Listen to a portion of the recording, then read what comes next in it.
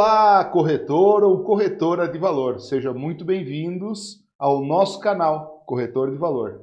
No vídeo de hoje estou recebendo aqui o meu amigo, sócio, Felipe Calgaroto Borba. E nós vamos falar sobre cessão de direito de imóveis na planta. Então acompanhe conosco. Olá, Felipe. Tudo bem? Tudo bem, Augusto. Tudo certo. Felipe, a principal dúvida seria a seguinte, no vídeo de hoje. O cliente comprou um imóvel na planta, certo? Certo. Esse imóvel está em construção. Ele cumpriu com todos os seus direitos com a construtora. Isso inclui a quitação do imóvel. E aí ele resolveu, o imóvel não foi entregue, está em construção, ele resolveu vender esse imóvel. Então, ele precisou transformar esse imóvel em dinheiro e ele resolveu liquidar esse imóvel. Ele pode fazer isso? Pode. Só que a gente vai ter que voltar um passo atrás para poder dar um contexto maior assim, de como é que funciona esse tipo de negócio. Então, quando uma construtora, uma incorporadora, qual seja a empresa, vai lançar um empreendimento, tá? Ela pode já ter suas unidades individualizadas, como acontece nas incorporações, ou ainda não, como é no caso do sistema de condomínio e construção por condomínio, né? Mas vamos falar especificamente sobre construtor. Não, ótimo, sim, mas o que a pessoa tem que ter em mente? Que ela vai fazer, quem comprou um apartamento, que quer comprar uma unidade, ela vai fazer um contrato com a construtora. Esse contrato prevê o quê? Obrigações e direitos para os dois lados. Então, se eu comprei uma unidade ali daquele empreendimento, daquele prédio, eu já fiz todos os pagamentos que eu era obrigado a fazer para que esse apartamento fosse meu. Eu já tenho a quitação das minhas obrigações de contrato, só fica pendente uma obrigação da construtora. A construtora ela tem que te entregar o imóvel devidamente escriturado. Isso só vai acontecer quando tiver concluído o prédio, tiver o habite, tudo certinho, ela vai poder fazer a individualização da matrícula para poder transferir para quem comprou. Mas se acontece... Posso fazer uma pausa agora? Então, nesse quesito aí, então, chegou lá no final, individualizaram-se as unidades, saiu a matrícula individualizada. Quem paga essa transferência para o comprador? Via de regra, todos os custos para aquisição do imóvel são por conta de quem está comprando, é o comprador. Perfeito. Ele que vai arcar com tributos, ele que vai arcar com registro, ele que arca com a parte de escritura também. Tá, e isso acontece muitas vezes das construtoras já embutirem no valor do imóvel o todo. Eles simplesmente chegam e entregam. Mas aí, não que a pessoa não esteja pagando, ela está pagando, só que já estava embutido no preço global, né? E essa via de regra aí, que é o que nós utilizamos aqui, que o comprador sempre custeia isso, que é a obrigação dele, a transferência para o nome dele, né? Tem que estar especificado em contrato? É bom que sempre esteja. Se não estiver, esse é o modelo que se segue. O comprador adquire. Mas para que não tenha nenhuma... o comprador é quem custeia. Mas se não tem... mas seria muito melhor que tivesse a previsão para que não sobrasse nenhuma dúvida, né? Para que não houvesse nenhum tipo de questionamento. Uma cláusula que todos os encargos custeiam por conta dele. Essa já é uma sugestão para quem vai fazer o contrato, que faça essa previsão de que os custos serão por conta do comprador. Por quê? Porque as pessoas não têm, muitas vezes, esse conhecimento, depois lá na frente vão questionar o corretor. Mas não estava no contrato, daí, da onde que a obrigação tem que ser minha? Até explicar de que isso é uma questão de direito, que é jurisprudência, que os tribunais dizem que é, né? A pessoa vai ter um incômodo, né? Então presta atenção, pessoal. Então, tenha sempre uma cláusula de quem será o custo do que, tá? Então tem que ter essa cláusula no contrato, não interessa se o imóvel na planta, se é pronto, não interessa, tem que ter sempre lá. Sempre bom Beleza, que tem. Vamos dar seguimento. E aí voltando para essa questão da possibilidade do imóvel ser repassado, então eu já cumpri com a minha parte, eu paguei a construtora, já paguei o todo do imóvel, e a construtora ainda não chegou no ponto que ela pode me transferir o apartamento. Mas assim, apareceu uma necessidade, eu quero vender, ou apareceu uma oportunidade muito maior, alguém paga muito mais para mim já, paguei 500 pelo apartamento e hoje o mercado já disse que ele está valendo 700, eu achei alguém que me paga os 700 e eu quero vender. E ele não está concluído. E ele não está concluído. Então a gente tem que sempre voltar para aquele contrato original que eu fiz com a construtora. Certo. Ele também vai ter previsões a respeito disso. Se eu posso ceder aquele contrato ou não. Se eu posso ceder, se precisa da anuência expressa da construtora. Que é o que a maioria dos contratos diz. Ou se eu já tenho a anuência mesmo antes de achar naquele um comprador. Contrato. Então, no contrato original, construtor, que eu fiz com a construtora, vai ter essa previsão. Uhum. Então, eu pode estar dizendo que eu não posso nunca ceder até transferir o imóvel para mim, ou que sim, eu posso ceder o imóvel.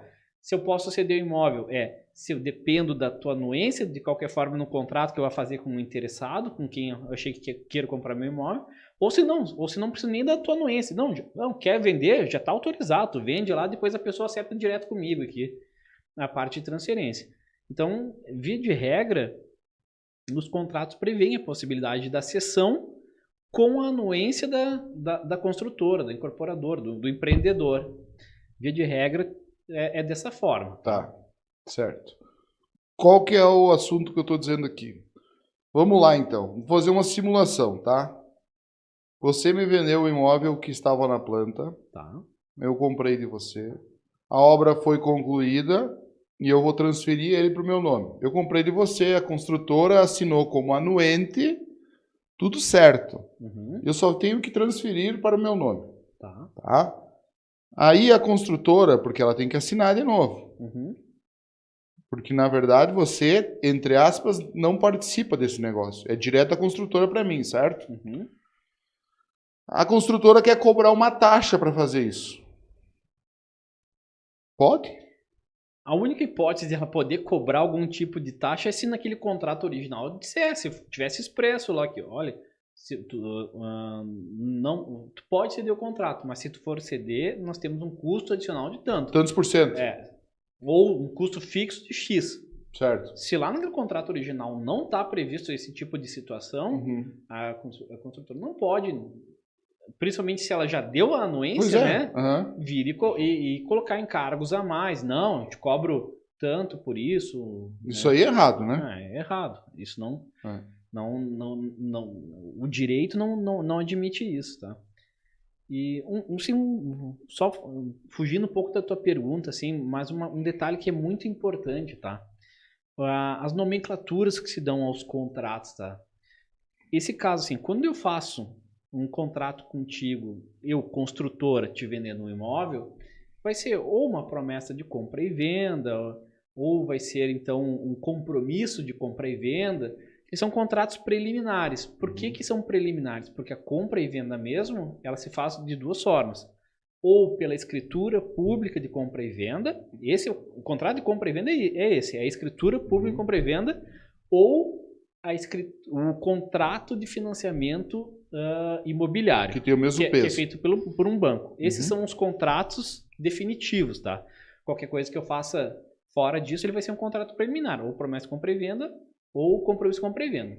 Só que se eu vou envolver um terceiro no negócio, então eu tenho contigo, nós dois, construtora e o comprador, nós temos uma promessa de compra e venda. Eu estou dizendo que eu vou te passar os direitos de propriedade daquele imóvel.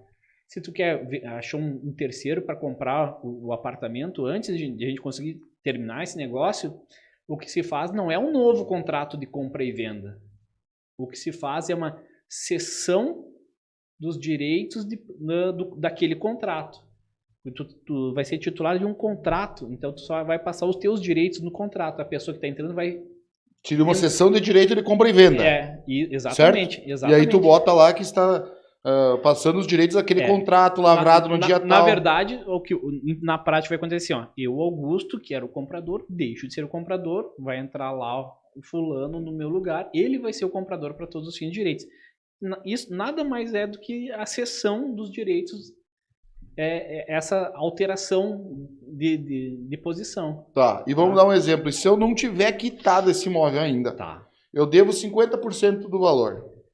Tá? Por isso que essa é uma possibilidade, que o imóvel ainda não esteja quitado, não impede que seja feita a cessão. Tá, mas daí o seguinte, a cessão se mantém os mesmos direitos do contrato anterior? Se mantém, porque por isso mesmo, não é um novo contrato de compra-venda, é uma Entendi. cessão dos direitos daquele contrato. Então, aqueles direitos originais, aquelas obrigações, aqueles deveres originais que tu tinha com a construtora, eles se mantêm. Eles ficam iguais. Só vem uma pessoa e se coloca no teu lugar. Inclusive, ela vai assumir todos os ônus que tem em O ônus e o relação... bônus. O ônus e o bônus, o ônus em relação ao pagamento. Uhum. Vai estar previsto naquele contrato de cessão, que ele assume Uhum. tantas parcelas ou assume o compromisso de pagar até tal data um valor X e por isso que tem que ter a anuência da construtora. A construtora daqui a pouco ela pode dizer, não, para ele eu não dou anuência, ele não tem perfil de crédito, eu não sei se ele vai honrar. Contigo eu já fiz essa análise. Eu já sei que tu tem perfil de crédito, tu tem receita, tu tem compromisso de renda, que tu iria arcar com os valores, mas para ele não. Por isso que precisa, via de regra, se tem a anuência da empresa. Show de bola, cara. Então, mesmo estando quitado, você pode se fazer uma cessão de direito, se mantém as cláusulas do contrato anterior ali em questão de direitos e deveres. Exato. Perfeito? Isso aí. Mesmo, Pessoal, o Felipe, além de advogado, ele também é despachante imobiliário. Hoje o Felipe tem a Domo Soluções Financeiras. E ele também faz um trabalho de consulta aí para o pessoal do canal Corretor de Valor, gratuita, tá, pessoal? Por quê? Porque eu e o Felipe, nós entendemos que às vezes tu começa no mercado imobiliário, tu tem uma dificuldade muito grande de auxílio. Então, mas se possível, se futuramente tu vai fechar uma parceria, o Felipe vai desenvolver para você um contrato padrão, ou enfim, aí é mais para frente, tá? Mas, inicialmente, é muito importante se você tem alguma dúvida, tá bom? Eu vou deixar o link da Domo aqui, no link da Domo também tem o contato do Felipe. Era isso. Muito obrigado por assistir. Curta, compartilha que você ajuda na distribuição desse vídeo. Falou? Valeu, até mais.